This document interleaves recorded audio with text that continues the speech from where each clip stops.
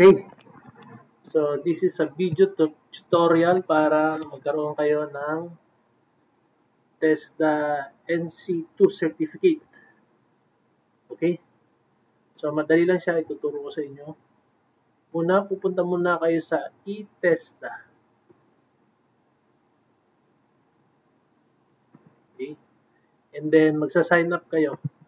So once na makapag-sign up na kayo, magla-login lang kayo. Ganun lang kabilis. And then makikita nyo, ito yung dashboard niya. So sa dashboard, puntahan nyo lang yung courses. So lalabas dyan yung mga available online courses or online program coming from the TESDA. So medyo marami to. Yan. So hindi mo na kailangan pumunta pa ng TESDA offices para ikaw ay mag-aral, o sa mga accredited school, hindi mo na kailangan pumunta. Dito na lang, via online na lang, magkakaroon ka na ng NC2 certificate. Although marami to, pero hindi lahat ng mga courses ay ino-offer since this one is online. Okay? So, example, punta tayo dito sa agriculture. So, dito pa lang sa agriculture, marami na tong courses. Meron siyang 6 na courses. 1, 2, 3, 4, 5, 6 major courses. So, puro NC2 siya. Meron lang isa na hindi NC2. At merong isang NC3. Ayan, agro-entrepreneurship. So, itong fruit growing, hindi sa cover ng NC2. Pwede nyo pa rin i-take up kung gusto niyo. For example, dito sa Agricultural Crop Production NC2, 5 certificate yan agad. So, itong course na to ay meron siyang 5 sub-courses o 5 na NC2. So, pag kinuha mo lang isa, hindi mo pa rin na magkakaroon ka ng certificate. Kasi may mga division siya eh. Pares ito, Introduction to Agricultural Crop Production. So, intro pa lang siya. Although magkakaroon ka dyan ng certificate, NC2 rin.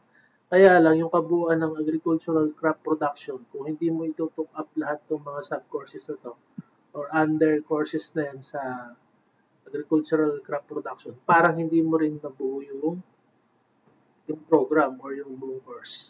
So, ito, 5 NC2 certificate.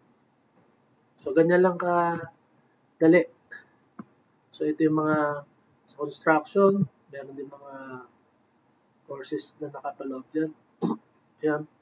Tatlong NC2 rin. Plumbing, photovoltaics, saka technical drafting. So, ang usual dito, automotive, yan. Maraming nangangailangan yan. And then, yung Tibet, ito, sa mga methodology, sa mga teacher, kailangan to. Itong mga to. Meron din dito mga importanteng courses, yung tinatawag na 21st century skills.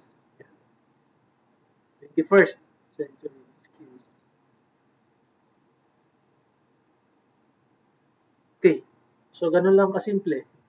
Kailangan mo lang mag-sign up para magkaroon ka ng account dito sa TESDA. And then, yung second tutorial natin, following video natin, ituturo ko sa inyo yung step by step kung paano i-took up yung course. Kasi online yan eh. Baka i-manipulate ninyo, baka i-skip nyo, hindi siya pwede kasi meron dyan pre-test, may mga unit test dyan, may test, and may post-test bago nyo makuha yung national certificate. So, another one thing, dito sa TESDA online program, medyo mataas yung rate, passing rate, kasi nga online lang naman siya.